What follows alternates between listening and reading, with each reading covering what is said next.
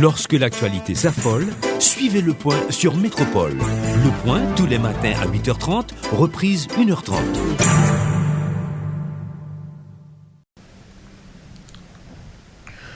Vous êtes sur Métropole, restez-y. Mesdames, Messieurs, bonjour, merci de nous rejoindre à la rubrique Le Point. Ce matin, notre invité, le porte-parole de la passerelle. La passerelle, on ne le dira jamais assez, c'est la structure qui facilite les discussions, les négociations entre les acteurs politiques. Et grâce à cette structure, un accord politique a été trouvé samedi dernier entre l'opposition, sinon les membres de l'opposition plurielle. Maître Zéphir, bonjour et bienvenue sur Métropole. Bonjour Monsieur Alain, bonjour à tous les auditeurs et auditrices de Métropole. On commence l'émission avec un peu de retard. Cela est dû au fait que vous avez été surpris par des embouteillages, le Maître Zéphir. Ceci, c'est pour dire que la vie reprend ses droits. Et puisque la vie reprend ses droits, est-ce qu'on peut dire que c'est l'effet de l'accord trouvé? Parce que l'opposition abandonne un tout petit peu la rue pour faire les choses de manière plus ou moins institutionnelle. Bon oui, il leur faut du temps pour mettre de la cohésion dans leur camp, parce que maintenant ils sont plusieurs à être à bord. Donc ça leur prend du temps pour s'organiser, s'entendre sur certaines choses, je suppose. Mais en même temps, il y a aussi le suivi à faire, parce qu'il y a la commission qu'il faut monter, qui va voir le dossier du choix du président de la République et du Premier ministre. Donc ça leur demande du temps, les réunions. Mais il y a l'environnement aussi, pour la vie qui a repris l'embouteillage. Il a plu hier soir, tout au moins sur la route de Carrefour. C'était difficile ce matin. On n'a pas pu circuler facilement. Mais la vie a commencé à reprendre petit à petit. Les gens en avaient besoin aussi. Plus de 2 mois chez soi. Et il faut maintenant reprendre goût à la vie. Mais ça ne dit pas que les choses ont changé, que tout est réglé. Oui, pour vous répéter, plus de 2 mois chez soi, plus de 2 mois depuis que l'opposition s'est lancée, s'est engagée dans une lutte contre le pouvoir en place, contre Jovenel Moïse, président de la République. Toujours pas de résultat. Est-ce qu'aujourd'hui, selon vous, la voie préférentielle à suivre ne serait pas celle du dialogue? Parce que l'opposition, apparemment, n'a pas les moyens de sa politique, les moyens pour atteindre son objectif qui est la démission du président de la République. Bon, nous, de la passerelle, on fait ce qu'on est appelé à faire et l'opposition dira elle-même ce qu'elle veut faire.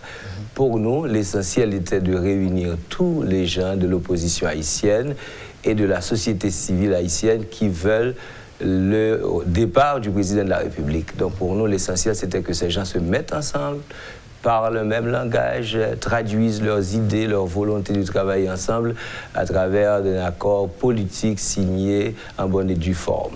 Nous avons pu heureusement aboutir à cette étape. Vous l'avez mentionné tout à l'heure, samedi dernier, la presse a été témoin qu'un accord a été trouvé. Et donc, cette première étape de notre mission a été franchie. Il reste maintenant le suivi à faire. Et évidemment, une crise politique, c'est quelque chose qui évolue. Et les gens qui font de la politique doivent être attentifs parce que l'accord est signé, il y a le suivi à faire, mais le contexte aussi doit être pris en considération pour tout changement de stratégie. Ça, ce sont les stratèges de l'opposition haïtienne qui devront se mettre au travail pour déterminer qu'est-ce qu'ils vont faire. Le papier tout seul ne va pas tout résoudre. Il faut que la force de pression soit toujours là pour que le président comprenne que tout n'est pas réglé. On attend de lui son départ, mais il doit se sentir obligé à le faire. De samedi à aujourd'hui, est-ce qu'un autre pas a été franchi dans la recherche d'une solution à la crise? Dans la recherche de cette solution, il y a eu une rencontre hier entre les représentants des différents regroupements politiques et de la société civile qui sont partis de l'accord. Et l'objectif était de former une commission de suivi. Et c'est cette commission qui va travailler sur le travail qu'a déjà fait la commission de facilitation et de passation de pouvoir de l'alternative, comme cela a été fait par une seule commission d'un parti. d'un regroupement. Maintenant, il y a 5 regroupements. Donc, on s'est entendu pour que les 5 regroupements aient chacun un représentant dans une nouvelle commission. La société civile ait 2 représentants et que, à leur demande, la passerelle ait 2 représentants.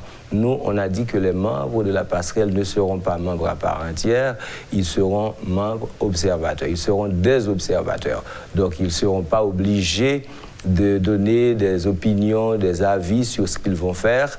Le travail de cette commission sera fait. La passerelle pourra l'observer à travers ces 2 représentants, mais ce n'est pas elle qui va prendre les décisions. C'est toujours dans l'objectif de rester nous-mêmes dans le cadre de la facilitation et de laisser aux politiques la responsabilité de faire leur devoir, parce que c'est à eux qu'on devra demander des comptes à l'avenir. On sait que le mandat de la passerelle est arrivé à terme hier, 12 novembre. Il y a eu prolongation du mandat entre-temps. Nous avons été sollicités pour une prolongation de mandat. Tous de la passerelle, nous voulions partir, mais nous ne voulions pas partir en laissant un travail fait à demi. Donc, tenant compte du fait que c'est samedi dernier que l'accord a été trouvé et qu'il faut former la commission maintenant pour le suivi, il y aura le dossier à signifier au président de la République.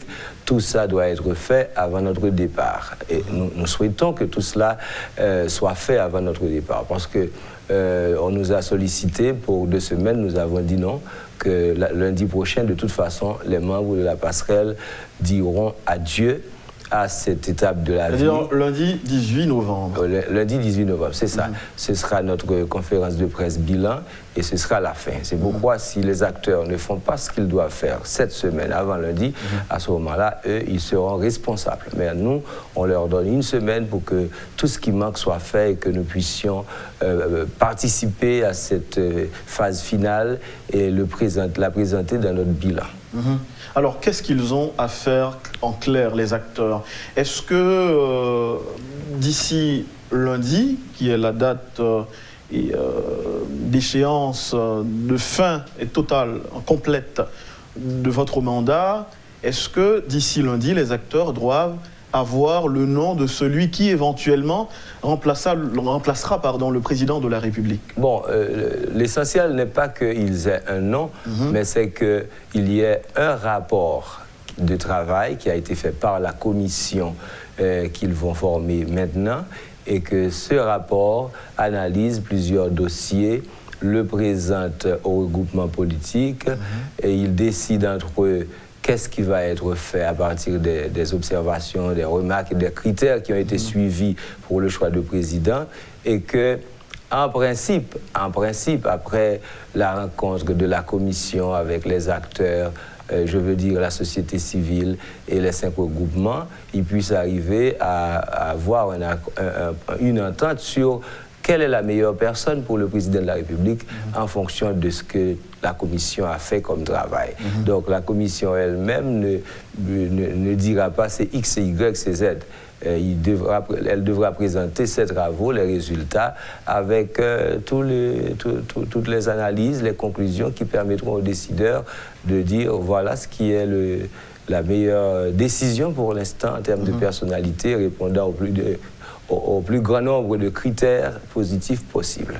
Maintenant, ce travail étant fait, les critères sur le choix du Premier ministre étant élaborés, à ce moment-là, on pourra transmettre un dossier complet au président de la République qui lui montre clairement qu'il y a des préparatifs qui sont faits pour qu'il fasse son discours, un président prenne charge et qu'il n'y ait pas de déchoucage, tout se passe dans la paix et la tranquillité.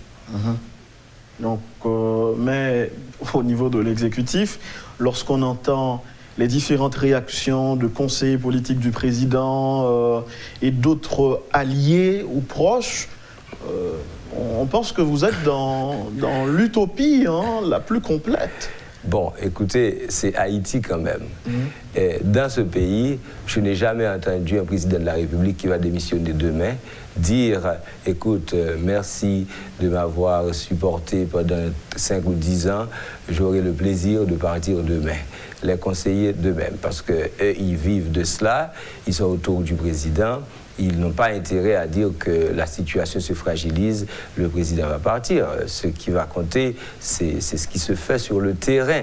Donc c'est ça, c'est pourquoi nous, de la passerelle, on a fait un travail technique d'accompagnement, de facilitation, mais c'est les acteurs politiques et de la société civile qui devront déterminer qu'est-ce qu'ils vont faire avec notre travail. Le suivi que nous avons fait a rapport avec le désir de la société organisée de voir tout se passer dans l'ordre, dans une société civilisée où on n'a pas besoin de recours à la force pour qu'un président démissionne. Au contraire, ça puisse se passer de manière pacifique et que le pays ne souffre plus davantage de dommages en vies humaines et aussi en biens. Voilà.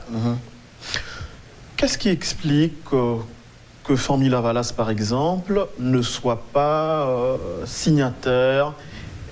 Elle était l'organisation, partie prenante des discussions, mais non signataire de l'accord. Elle a donné une seule raison pour ne pas signer l'accord. C'est que pour Fanmi Lavalas, il ne faut pas aller à la Cour de cassation. Mais elle a signé aussi une déclaration commune dès le premier jour avec tous les autres participants sur l'exigence du départ du président de la République et beaucoup d'autres points qui ont rapport avec l'actualité politique. Et après la signature de l'accord, elle a dit très clairement qu'elle n'a pas abandonné le combat, qu'elle sera là à côté de l'opposition pour forcer le président à démissionner. Donc, le point de désaccord avec Fanmi Lavalas, c'est seulement la question d'aller chercher un président à la Cour de cassation. Est-ce que le PHTK est signataire de l'accord? Non, le PHTK n'est pas signataire. Le PHTK Il n'y a même pas eu de dissidents au sein du PHTK qui ont signé l'accord? Non, nous les avons rencontrés, ils nous ont parlé, et donc ils ont dit qu'ils verront. Ils ont proposé un texte qu'on a lu, mais dans leur texte, il n'y avait pas d'explication ou bien de prise de position pour le départ du président de la République. Mais ils font partie des acteurs que nous avons rencontrés, avec qui nous avons discuté.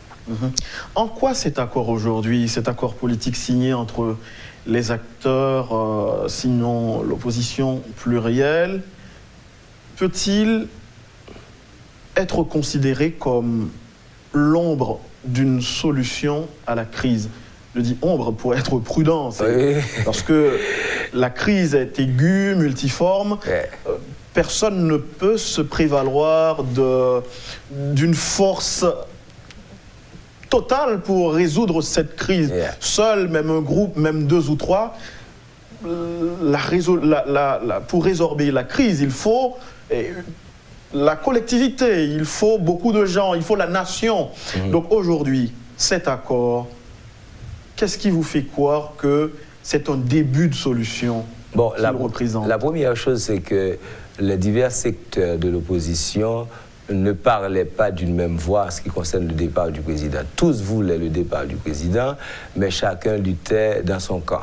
Aujourd'hui, quand on prend Marché Contré, Forum Papaye, l'alternative consensuelle, l'opposition institutionnelle, le bloc démocratique de Victor Benoît, Clarence Renoir, Emmanuel Ménard, un nouveau en termes de bloc, eh bien, tous ces regroupements, aujourd'hui, se sont engagés à travailler ensemble pour que le choix d'un président soit fait de commun accord entre eux et la société civile et qu'en même temps, les critères développés pour le choix du Premier ministre soient respectés par tous. En conséquence, ils devraient se mettre ensemble aussi pour se renforcer. Parce que nous savons tous que sur notre drapeau, il est écrit « L'union fait la force ». Donc si cette division a été, sinon éliminée, du moins diminuée, maintenant ils doivent pouvoir travailler ensemble. Et la preuve, c'est eux qui vont former avec la société civile la commission de suivi concernant le choix du président, le développement des critères pour le Premier ministre. Et en plus, ils devront travailler ensemble aussi pour le développement d'une feuille de route pour la transition et un texte qui précise très clairement ce qu'il partage comme étant l'autorité nationale de transition ou bien l'organe de contrôle de transition. Il y a plusieurs noms sur le terrain. Donc tout ça doit pouvoir les aider à devenir plus cohérents dans leur combat et à mettre ensemble leurs énergies, leurs ressources pour aller dans leur lutte. Ça, c'est leur travail à eux. Nous, de la passerelle, notre travail consiste à les réunir, à les amener à faire cette décision commune qui a été réalisée, heureusement. Maintenant, il faut signifier le président de la République de ce qui a été fait, l'accord, la documentation sur la position de la société. Et puis nous, on s'en va. La vie dira qu'est-ce qui va se passer. On ne peut pas dire que l'accord en lui-même est une solution, mais c'est un outil qui montre, même à l'international, que ce ne sont plus des regroupements politiques qui se combattent et combattent en même temps le président de la République, mais c'est des gens qui se sont engagés à lutter ensemble, à développer une vision pour Haïti et à assurer une transition heureuse comme ils l'ont promis. Voilà. Pendant que vous citez l'international, il y a l'un des conseillers politiques du président de la République, Jude Charles Faustin, pour ne pas le citer, qui voit dans l'accord une espèce de... Je ne me rappelle pas littéralement ce qu'il a dit, mais une espèce de cheval de Troie destiné à tromper la communauté internationale. Et c'est un document anticonstitutionnel, pour reprendre ces mots. Et qu'est-ce qu'il y a dans l'accord qui fait qu'il soit vu comme un véritable cheval de Troie, selon vous? Bon, vous voyez, moi, j'aime pas utiliser, quand on parle de choses concrètes, les figures de style, les paraboles, les renvois, parce qu'il ne faut pas tromper la population non plus. Le fait même... Non, pour cheval de Troie, c'est moi qui ai utilisé le mot. Mais c'est pour dire que c'est quelque chose qui est destiné à tromper la communauté internationale. Moi, vous voyez... Je n'ai pas son propre mot, mais... D'accord, je veux être le plus clair possible, parce que moi, généralement en Haïti, quand je parle de choses qui concernent toute la population, je le fais en créole directement pour que tout le monde puisse comprendre. Si on le fait en français, je veux être le plus simple possible. Ce que je crois, c'est que la notion de constitutionnalité pour le choix du président de la Cour de cassation est difficile à démontrer aujourd'hui, pour la simple et bonne raison que on a deux constitutions en vigueur, la version créole de la constitution de 1987 qui n'a pas été amendée, qui prévoit que le président, en cas d'empêchement du président de la République, on puisse trouver un président provisoire à la Cour de cassation. Ça, c'est la version créole. La version française a été amendée et elle dit que si le président est empêché pendant les premières 3 années de son administration, eh ben, c'est le Premier ministre qui va le remplacer. Aujourd'hui, nous avons 2 premiers ministres et aucun d'entre eux n'est vraiment légitime. Un premier n'a jamais été accepté par aucune branche du Parlement haïtien. L'autre a été accepté par la Chambre des députés. Les 2 sont en fonction, mais aucun n'est légitime. Donc cet aspect-là est tout à fait évacué.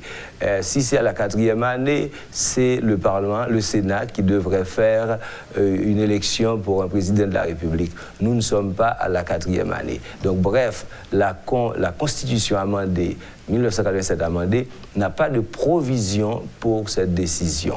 Je veux dire que si l'on prend la Constitution de 1987 créole qui n'a pas été amendée, à ce moment-là, le choix à la Cour de cassation est pertinent.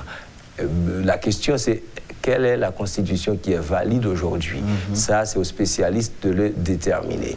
La deuxième chose, c'est qu'il y avait d'autres possibilités, parce qu'en pareil cas, quand rien n'est clair, on pourrait se dire que pourquoi on ne développe pas des critères et qu'on choisisse des personnalités qui soient reconnues pour leur réputation, leur intégrité, leurs compétences et aussi leur attachement à la patrie commune et le choisir comme président de la République. Eh bien, les gens vous disent, alors les partisans de la Cour de cassation vous disent, ce sera trop difficile à faire parce que chaque Haïtien voudra être président et il n'y aura pas moyen de dire qui est le plus qualifié. Donc, par conséquent, les tenants de la Cour de cassation on fait campagne pour ça dans la société. Et dans l'Assemblée qu'on a eue, qu'est-ce qui s'est passé? Il y a eu une majorité qui a adopté cette proposition et ça a été transmis dans l'accord, y compris les gens qui ne sont pas d'accord avec la Constitution, avec le fait de choisir un président à la Cour de cassation, ont adopté l'accord dans le cadre d'un compromis politique. Donc voilà ce qui a été fait. Que quelqu'un dise que c'est quelque chose qui est fait pour tromper l'opinion internationale, bon, c'est facile à dire, mais c'est bien plus compliqué que ça. Parce que c'est clair aujourd'hui que le président de la République ne gouverne pas, et ce n'est pas nous qui le disons pour la première fois ni la dernière fois. Madame, une représentante de l'OEA est venue le voir et lui a dit, ça fait quelques mois, gouverner, monsieur le président, gouverner. Je ne sais pas depuis cette date s'il a commencé à gouverner, mais nous qui sommes ici, nous nous rendons compte que le pays n'est pas gouverné, chacun fait ce qu'il veut sur le territoire national, les gens meurent dans les manifestations, tués par des personnes cagoulées ou à moto, tout près du palais national, un bus a été incendié avec des personnes à bord, et vous savez toutes les informations qu'il y a sur les massacres, par exemple à Bel-Air. Donc le président est le garant de la bonne marche des institutions. Les institutions haïtiennes ne fonctionnent pas. Et donc, on ne peut pas dire aujourd'hui que la question de la demande de démission du président de la République qui est traduite dans l'accord, ce serait un cheval de Troie, ce serait quelque chose qui est là pour tromper la communauté internationale. Je ne crois pas que la communauté internationale soit aussi simpliste et incapable de lire la politique haïtienne, vous le savez aussi. Donc, il faut dire que chaque politicien défend son camp, et c'est leur droit. C'est leur droit. Est-ce que la passerelle, dans sa démarche, s'est entretenue avec des représentants de l'ambassade américaine, par exemple? Nous avons été invités par l'ambassadrice des États-Unis en Haïti. Elle nous a demandé de lui exposer notre démarche. On l'a fait. Elle a exprimé ses préoccupations sur la situation d'Haïti. Et puis nous, voilà, c'était ça. Et comment elle a apprécié la démarche de la passerelle? Parce qu'on voit que pendant que la passerelle s'évertuait à mettre ensemble les acteurs, eh bien, les notes de l'ambassade se sont multipliées. Et dans ces notes, il n'y a eu qu'un seul évangile, le dialogue pour la mise en place d'un gouvernement inclusif. Oui, donc dans notre conversation avec elle, elle nous a dit que c'était un problème interhaïtien. C'était à nous, Haïtiens, de résoudre notre problème. Elle ne s'est montrée ni contre, ni en faveur d'une quelconque décision forcée par la communauté internationale. Nous, on a été chez elle parce qu'elle nous a invités. Mais notre travail de citoyen, c'est de convaincre les gens de l'opposition de se mettre ensemble, les gens de la société civile, et aussi d'encourager le président de la République à démissionner, au lieu que ce soit la violence populaire qui le porte à le faire. Donc, c'est ça notre orientation de mission.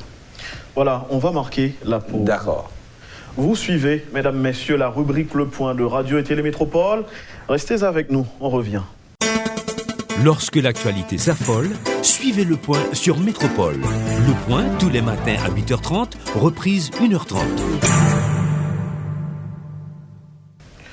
Vous suivez, mesdames, messieurs, la rubrique Le Point de Radio Télémétropole. Notre invité, le maître Zéphir, porte-parole de La Passerelle. Monsieur Zéphir, vous connaissez bien les acteurs haïtiens, en tout cas moi, je les connais très bien. Vous connaissez leur discours. Vous connaissez leur vision, avec ou sans guillemets. Vous les avez, qui plus est, côtoyés et pendant 2 ou 3 jours. Jusqu'où pourront-ils parler le même langage? Parce qu'aujourd'hui, ils parlent le même langage sur quelques points. La démission du président de la République, l'après-Jovenel, le choix du Premier ministre, bien que ce n'est pas encore trop clair, mais ils parlent quand même le même langage. Jusqu'où pourraient-ils continuer à parler le même langage? Je crois Pendant combien de temps? Pendant combien de temps, ça c'est difficile à préciser. Parce que... C'est pour cela que j'ai dit que vous connaissez leur discours. Et maintenant, parlons de leur attitude. D'accord. L'attitude affichée pendant les discussions. Voilà.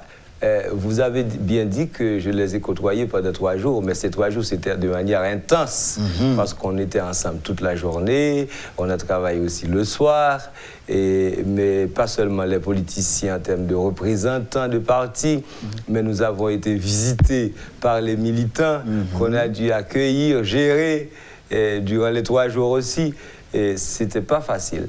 Mais ce qui est important, c'est que le travail qu'on a fait au préalable, pendant toutes les 3 semaines ayant précédé la tenue de la table de concertation, nous a permis d'avoir une idée plus claire de leurs attentes, de leurs déclarations écrites, comparées à leurs réactions en réunion, etc.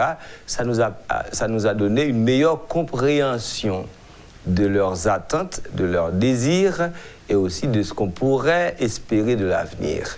Maintenant, est-ce que je peux exprimer tout ça? C'est difficile à dire. Je crois que ce qu'il faut accepter aujourd'hui comme réalité, c'est qu'ils sont en politique, ils sont face à une difficulté qui nous dérange toutes et tous, que personne ne peut résoudre tout seul, qui demande une réponse immédiate. Donc, il y a accord sur certains points, dont le départ du président de la République. Mais les autres aspects de leur combat concernent la transition, la formation du gouvernement de transition, ensuite la conférence nationale, l'élaboration d'une nouvelle constitution, la feuille de route du gouvernement de transition. C'est beaucoup de choses. L'assainissement des services publics pour qu'ils soient performants, et aussi des réformes profondes dans l'administration publique, les finances publiques et la relance de l'économie nationale à travers la sécurité, la prise en charge du territoire par l'État. Bref, beaucoup de choses. En fait, les vrais enjeux, c'est les questions de la présidence et de la primature, parce que c'est là qui les divise. Tous les autres points que je viens de mentionner, tout le monde est d'accord là-dessus. La difficulté se pose au niveau de comment choisir le président. Même maintenant qu'ils ont décidé de le choisir à travers la Cour de cassation, cette première difficulté est levée.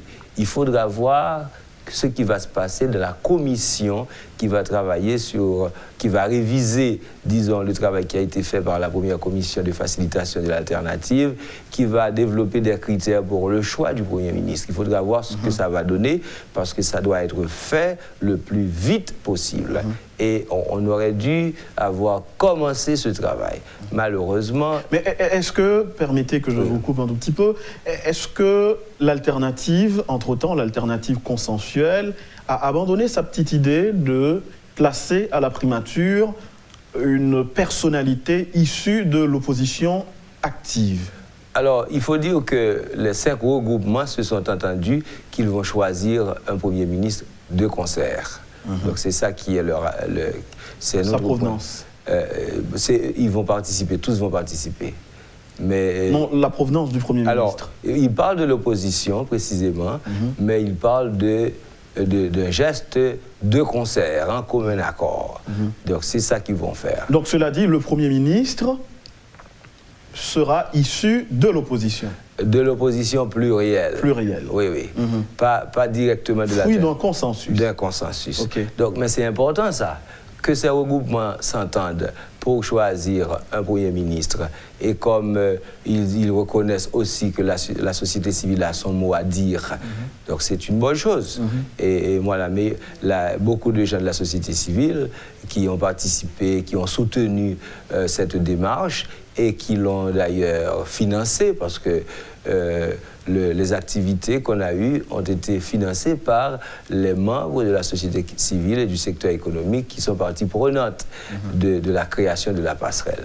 Donc la société civile a aussi eu sa participation. Elle ne va pas choisir le Premier ministre, mais elle doit être présente même dans la commission qui va faire le suivi avec ces 2 représentants. Vous voyez? Donc, s'ils peuvent faire cela, disons, de manière collective ou bien dans une démarche unitaire, c'est déjà un grand pas. On les attend à ce carrefour-là. parce que nous savons très bien que quand on parle de la primature, donc on va parler après du cabinet ministériel, etc. Et c'est là que généralement les difficultés se posent, quand il faudra répartir les postes, etc. Donc il faut les attendre à ce carrefour pour voir comment ils vont se comporter. Si je vous dis que la passerelle est une structure politique, que me répondrez-vous? Que non, la passerelle n'est pas une structure politique. La passerelle est une structure de facilitation qui a été créée pour aider les politiciens à se mettre ensemble pour dégager une perspective commune dans le cadre de leurs efforts qui exigent la démission du président de la République. Comme ça, elle donnerait une meilleure image de l'opposition et ça encouragerait aussi la population à les soutenir. En même temps, ça les renforcerait sur le terrain et ça leur donnerait aussi beaucoup plus de légitimité, si vous voulez, pour entreprendre les actions à venir parce qu'ils se sont mis ensemble dans le cadre d'un projet commun. Et en même temps, la passerelle est là pour faciliter le départ ordonné du président de la République, c'est-à-dire qu'au lieu que ce soit la population qui force un président à laisser le pouvoir de manière catastrophique, que ça se passe comme si c'était un changement de gouvernement, de présidence à la fin d'un mandat présidentiel. Donc voilà ce qui est en jeu. En même temps, on ne voulait pas non plus voir cette crise se pérenniser. Donc on croyait que cette approche de recherche de consensus et de compromis pourrait aider à résoudre la crise dans le meilleur délai. C'est pourquoi on s'est donné 1 mois de mission. Vous voyez? Alors, la structure, la passerelle elle-même n'est pas une structure politique. C'est une structure qui a été créée pour aider les politiciens à se parler, à s'entendre, à se mettre d'accord. Et de fait, je peux vous le dire, au départ, on a rencontré chaque structure séparément avant de commencer les... Hormis l'exécutif. Hormis l'exécutif, mais on a rencontré aussi le parti de l'exécutif, le comité du parti de l'exécutif. On s'est parlé, on a reçu leurs documents, etc. Ils ont une position que nous respectons et nous souhaitons que, s'ils le désirent, ils puissent adhérer à l'accord qui a été signé. Vous voyez? Donc la passerelle n'est pas une structure politique, elle est une structure de facilitation. Je vous donne un exemple concret. Nous avons animé des ateliers vendredi et samedi. Un atelier sur la feuille de route qu'il faut préparer pour le gouvernement de transition avec la majorité des représentants de la société civile. Et de l'autre côté, il y a eu un autre atelier avec les regroupements politiques ainsi qu'un petit groupe de représentants de la société civile. En pleine séance, il y a eu une difficulté pour aboutir à l'accord parce que ça aurait été difficile de faire avec un groupe non politique en présence des politiciens, etc. Donc, les politiciens ont sollicité un huis clos qui a été accordé. Le groupe qui était là, de la société civile, a accepté. Je leur ai dit qu'ils pouvaient aller tout seuls à leur huis clos. Ce qui importe pour nous, c'était qu'ils se parlent, qu'ils s'entendent. Mais ils ont souhaité la présence des membres de la passerelle. Et nous, les membres de la passerelle qui étions là, nous sommes allés avec eux. On a assisté, on les a appuyés, on a fait la modération. Et voilà, tout s'est passé très bien. Donc, c'était ça notre rôle. Mais nous n'avons pas décidé à leur place. Nous n'avons pas dit ce qu'il fallait faire. Nous étions là pour les amener à se parler, à développer ce consensus indispensable pour travailler ensemble. Donc, c'est ça notre rôle. Ce n'est pas nous qui avons choisi la Cour de cassation, ce n'est pas notre devoir. Et ce n'est pas nous non plus qui allons choisir quel membre de la Cour de cassation va être président de la République. Ce n'est pas notre tâche, c'est la tâche des politiciens à partir des travaux que va livrer la commission de suivi qui aurait dû avoir commencé si tout était réglé avec le regroupement politique. Est-ce que c'est clair pour vous que nous ne sommes pas une structure politique? C'est clair, mais ceci ne m'empêche pas de vous demander, par exemple, on sait, on suppose tout au moins, que les discussions se sont déroulées dans un cadre humain, citoyen. Est-ce que la passerelle a songé à faire comprendre à l'opposition qu'elle risque de devenir l'ennemi du peuple pour lequel elle prétend combattre. Je m'explique. Aujourd'hui, le pays est paralysé. Ouais. Les gens ne peuvent pas fonctionner. Donc, c'est la paralysie totale, pour me répéter. Tout ceci pour arriver à forcer, à chasser le président de la République du pouvoir. Ce que l'opposition n'arrive pas encore à faire. Maintenant, est-ce que plus le temps passe, plus le pays est paralysé, est-ce que là, le peuple ne sera pas fatigué de l'opposition elle-même qui pourrit sa vie? Bon, moi je dirais, ma crainte va plus loin. Ma crainte va à l'après-Jovenel. Parce que aujourd'hui... Non mais on ne sait pas quand est-ce qu'il y aura un après.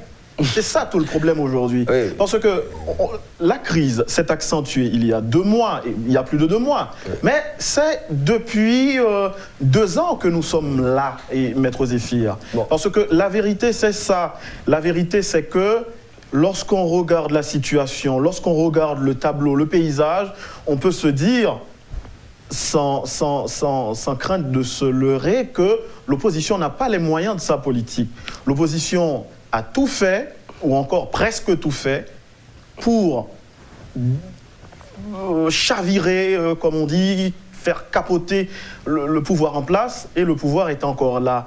Vous allez me dire, et je le vois comme tout le monde, le pays n'est pas dirigé, c'est un fait. Mais l'opposition n'a pas atteint jusqu'à présent son but. Donc elle risque d'énerver le peuple. Alors moi je vous dirais que la vie est un risque. Et un des titres que j'ai en tête pour ma retraite, un livre à écrire, c'est « Le risque de vivre ». Si vous ne voulez pas risquer, si vous ne voulez rien risquer, ne vivez pas, mourrez. Voilà. Tout ce que l'on fait dans la vie entraîne des risques. Par exemple, vous qui êtes journaliste, vous avez pris des risques qui sont liés au métier. Oui, des risques personnels. Voilà. Des risques personnels, oui, oui, mais ces risques je ne prends pas des risques pour vous. Non, vous ne prenez pas des risques pour moi. Mais c'est à chacun qu'il revient de prendre son ou ses risques. C'est bien ce que vous dites. Mais les gens qui sortent manifester ou qui bloquent les rues, etc., ils pensent que c'est par ces stratégies-là qu'ils vont forcer le président à partir.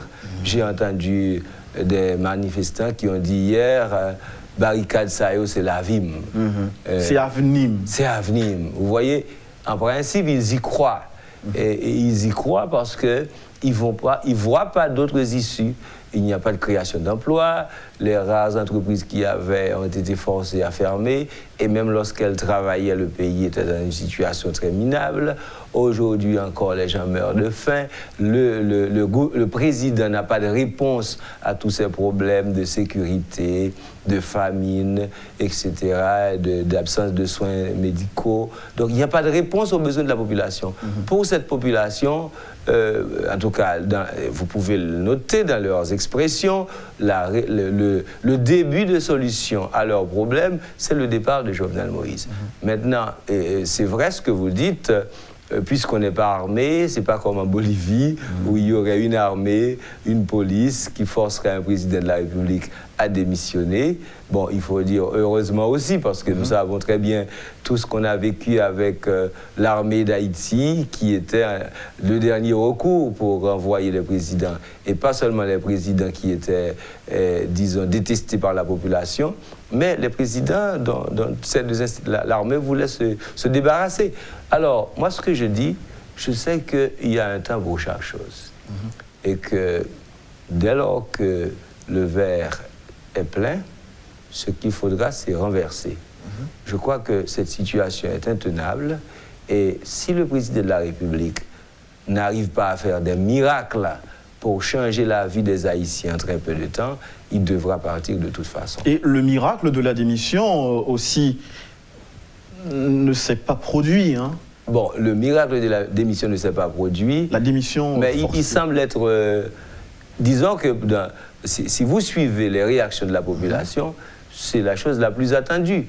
Oui, je n'en disconviens pas. Ma crainte, c'est qu'à un certain moment de désespoir, les gens ne changent pas de stratégie et que ça ne devienne pas bien plus dangereux. Donc, c'est pourquoi la sagesse demande que tous les acteurs se mettent ensemble.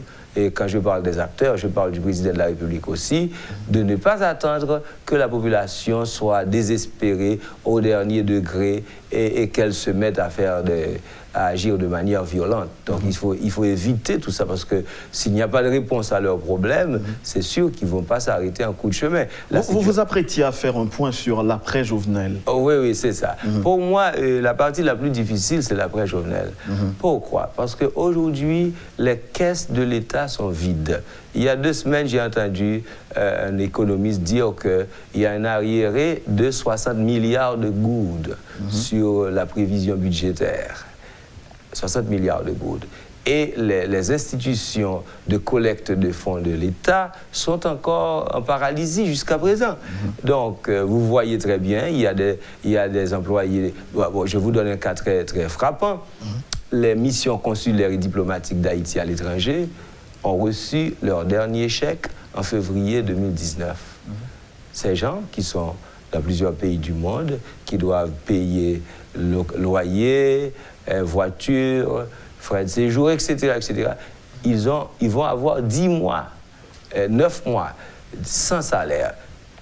Mais c'est très grave ça. Ici en Haïti, il y a des employés de l'État qui n'ont reçu aucun salaire depuis 5-6 mois. Et ces gens doivent vivre. La gourde continue à être dévaluée, la misère est de plus en plus terrible. Et bien, les gens qui vont occuper l'espace politique après Jovenel devront se demander comment faire face à cette situation chaotique. Parce que pour la population, Jovenel est parti... C'est-à-dire l'opposition aujourd'hui, qui veut à tout prix prendre le pouvoir, risque d'avoir demain le peuple en face. Mais s'ils ne peuvent pas résoudre les problèmes, ils vont avoir la même réaction. Ça, c'est clair. Parce que cette population est en attente. Elle croit que dès lors que le président est parti, un certain nombre de choses seront déjà réglées. Mais ce n'est pas mauvais de sa part. Et comme les opposants disent qu'ils vont changer le système, qu'ils vont casser le système, ils doivent se préparer à donner des résultats. Donc, ils doivent pouvoir donner des résultats. Ils doivent penser au fait que quand les gens parlent de casser le système, changer le système, ils parlent d'une transformation de vision des dirigeants. Au lieu de travailler pour eux, d'exploiter les ressources du pays à leur faveur, ils doivent se mettre au service de la population.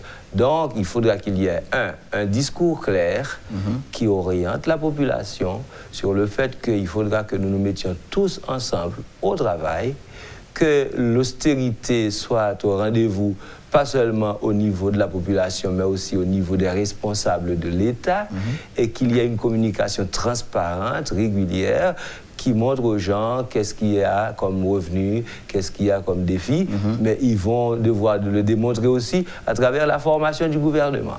S'ils viennent avec, disons, un gouvernement pléthorique, à ce moment-là, les gens vont se dire « Ah, c'était un gâteau à partager ». Moi, j'entends dire qu'on va... Et à ce moment-là, la passerelle se sentirait coupable. Non, la passerelle ne sera coupable de rien. La passerelle n'est pas là pour installer une équipe au pouvoir. La passerelle n'est pas un conseil électoral. La passerelle a été un facilitateur de paix. Et c'est aux politiques... Non, mais j'ai pris ça sur un plan causal cause-effet, c'est-à-dire... S'il n'y avait pas une passerelle pour faciliter les discussions entre l'opposition, l'opposition ne serait pas au pouvoir. Bon, ça c'est une interprétation des choses. Mais dans une société, vous admettrez avec moi que la cacophonie n'aide en rien. Les gens doivent apprendre à s'asseoir dans les grands pays du monde, dans les grandes démocraties. Quand il y a un problème, même les partis ennemis s'entendent pour s'asseoir, pour se parler. Donc c'est comme ça que marche la démocratie. Vous prenez les pères fondateurs des théories de la démocratie, Thomas Hobbes, etc., John Locke, tout ça. Eh bien, l'État est là pour faire l'arbitrage, etc. Et on perd un peu, le citoyen perd un peu de sa souveraineté, et l'État doit, de sa liberté. Mais quand l'État a failli, qu'est-ce qu'il faut ? il faut redresser l'État. Donc on ne peut pas laisser les choses aller au chaos. Dans tout pays, la société civile doit avoir la sagesse, les gens préparés pour orienter le cours des choses quand ça va mal, pour faciliter le dialogue, amener les gens à une table, etc. Donc nous, on n'est pas responsable des promesses des politiciens. C'est eux qui veulent prendre le pouvoir, c'est eux qui vont choisir le président, le Premier ministre, ça c'est leur responsabilité, pas de la passerelle. Une dernière question, Monsieur Zéphir. Aujourd'hui, je crois, comme tout le monde peut-être, ou encore les gens qui gardent encore leur lucidité dans tout ce qu'il y a comme cacophonie, comme chaos aujourd'hui en Haïti, je crois que la vérité doit être dite. Ce que j'essayais de dire tout à l'heure, c'est il est un fait que le président de la République, depuis 2 ans, n'offre rien à la population qui attend beaucoup de lui. La population elle-même, voyant qu'elle a un président qui ne peut lui offrir grande chose, elle sait, passez-moi l'expression, démerder. La population bat tête li manger pour contre li. Maintenant, le fait est que la population bat tête li manger pour contre li, opposition bloque elle. Il fait pas qu'à battre tête li manger encore. Ça c'est la vérité la plus profonde qui doit être dite aujourd'hui. Maintenant, est-ce que si opposition pas arrivée, forcer le président de la République à la démission, ça peut gagner pour effet la énerver en pile monde, s'il pas arrivé faire, la passerelle sera prête, je mets au conditionnel, serait prête, je veux croire que quelque chose sera fait, serait prête à jouer le rôle de facilitateur d'un dialogue, d'un dernier dialogue entre l'opposition et le président de la République. Alors, je vous rappelle que la passerelle avait un mandat d'un mois. Je sais. Non, c'est-à-dire, est-ce que la passerelle pourra revenir sous un autre nom? On peut. La société civile peut s'offrir à nouveau. Est-ce que vous-même, le maître Zéphir, est-ce que vous serez prêt à jouer le rôle de facilitateur aux côtés d'autres hommes, d'autres femmes, pour qu'il y ait un dernier dialogue au moins entre le président de la République et l'opposition au cas où le président ne démissionnerait pas? Voilà. Pour qu'il y ait dialogue et qu'il y ait facilitateur, il faut que les deux parties s'entendent.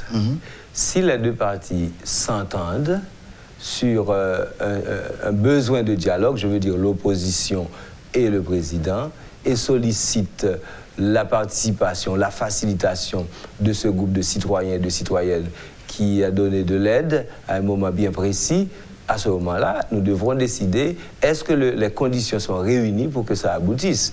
Mais je vous dis honnêtement, pour nous, au moment actuel, au moment où nous parlons, si les choses se passent comme prévu, c'est tant mieux. Si à l'avenir il y a un autre besoin, eh bien la société constatera s'il y a lieu de participer à un quelconque dialogue. Vous voyez? Mais nous, on n'est pas prophète, on ne peut pas prévoir tout cela. Vous voyez? Et on dit gouverner, c'est prévoir. Bon, mais on va pas, nous, on ne gouverne pas. C'est important. Gouverner, mais vous aidez à gouverner quand même. J'aide les politiciens, la passerelle. Quand je dis la passerelle, je veux parler du docteur Castel. Oui, mais celui qui aide à gouverner doit pouvoir prévoir comme celui qui gouverne. Vous pouvez donner des conseils, mais vous n'êtes pas responsable de ce que les gens vont faire. Dans toutes nos rencontres avec les politiciens, nous leur avons bien expliqué ce qu'il y a comme défi maintenant. Et la crainte que cette population devienne désespérée et arrive à utiliser des moyens violents pour avancer dans sa lutte. Mais nous leur avons bien dit aussi que cette population, et ils l'ont vu en notre présence, les gens sont venus pour signer le dernier jour les militants. C'est-à-dire que même si... Ils n'étaient pas téléguidés, ces militants, non? Je ne vais pas opiner là-dessus. Okay. Mais ils sont venus pour signer. Ils nous ont visités aussi à Mariotte. Et ils ont signé de fait? Et ils ont signé. On leur a donné une page, ils ont signé le document qu'on distribue à leur signature. Nous voulons respecter cette décision qui a été prise. Maintenant, pourquoi les gens veulent faire leurs histoires personnellement? C'est parce qu'il y a un problème de méfiance. Donc la méfiance, ce n'est pas seulement entre les opposants eux-mêmes, mais c'est aussi entre les militants et leur leader de l'opposition. Donc c'est à eux de résoudre tous ces problèmes. Il faut qu'il y ait moyen que dans les structures politiques, il y ait une éducation citoyenne, une manière d'expliquer à la population ce qui se passe, et aussi les plans, les projets à venir, etc. Et les risques que l'on prend. Parce que quand on se lance dans une bataille, c'est possible qu'on gagne, mais peut-être que la victoire vient après quelques semaines. Dans le cas qui nous concerne, je vois la situation tellement difficile. Je prierai que la solution vienne le plus vite possible. Et j'ai oublié le nom de l'auteur, mais je le dirai quand même, ce qu'il a dit. Reconnaître sa défaite, c'est aussi une victoire. Vous avez suivi, mesdames, messieurs, la rubrique Le Point de Radio et Télémétropole. Notre invité, c'était le Maître Zéphyr. Merci d'avoir été avec nous. Merci, monsieur Allen. J'encourage tous les Haïtiens et Haïtiennes de ce pays et ceux qui sont à l'étranger à rester vigilants et en même temps à ne pas participer à cette campagne que je vois qui se fait contre la passerelle, comme si la passerelle serait responsable de tous les maux du pays, que la passerelle aurait été quelque part à chaque instant concocter des choses pour X ou Y. Écoutez, si vous faites ça, les citoyens de bonne volonté auront peur. Vous vous attendiez à ces critiques. Oui, mais les citoyens de bonne volonté auront peur et seront très hésitants pour donner une collaboration volontaire et citoyenne au pays. Alors, je vous encourage tous, Haïtiens et Haïtiennes, à être vigilants, à ne pas accuser les gens parce qu'on vous dit qu'ils ont fait, qu'ils sont à ce côté-là, qu'ils sont de ce côté-là, mais plutôt de voir, de chercher, d'analyser leur comportement réel et de comprendre avant d'agir, avant d'insulter ou bien d'essayer de salir la réputation des gens. Merci de m'avoir invité, monsieur Allen. Ça a été un plaisir d'être avec vous et je souhaite une excellente journée à tous les téléspectateurs et téléspectatrices de Métropole. Voilà, c'est la fin de l'émission. Restez branchés sur Métropole pour la suite de la programmation et vous ne serez pas mieux ailleurs. Lorsque l'actualité s'affole, suivez Le Point sur Métropole. Le Point tous les matins à 8h30, reprise 1h30.